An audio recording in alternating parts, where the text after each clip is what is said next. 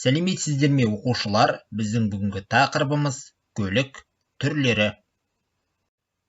Оқу мақсаты тірек сөздер мен жетекші сұрақтар арқылы негізгі ойды анықтау, сын есімнің шырай түрлерінің көркемдік ерекшелігін тану, сын есімді зат есімнің орнына қолдана білу. Оқушылар ендеше қызық дерекке құлақ түрейік. 1931 жылы Алматы қаласында небәрі 109 автокөлік болыпты. Оның 49-ы жеңіл, 59-ы жүк мәшинесі еді. 1935 жылы мәшине саны 640-қа жеткен.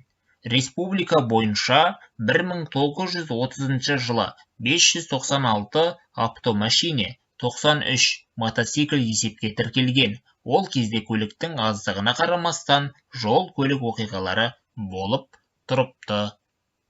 Оқушылар, келесі мағлұматты есте сақтап алыңыздар. Туынды сын есімнің жасалуы.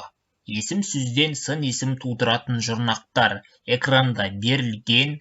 Ы, ілі, д, т.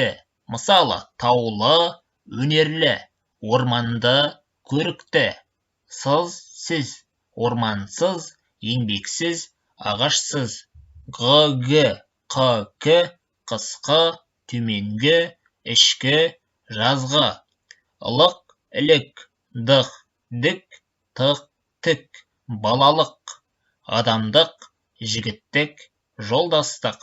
Сондай-ақ шыл, шіл, шаң, шең, дай, ти, кер, гер, хой, хор, паз, імпаз, дауысты и, деген жұрнақтар бар екен.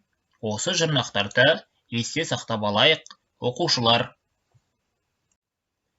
Не істеді, не қылды, қайтты деген сұрақтарға жауап беретін сөздерге төмендегі жұрнақтар жалғанып келсе, олар міндетті түрде сын есім болады екен.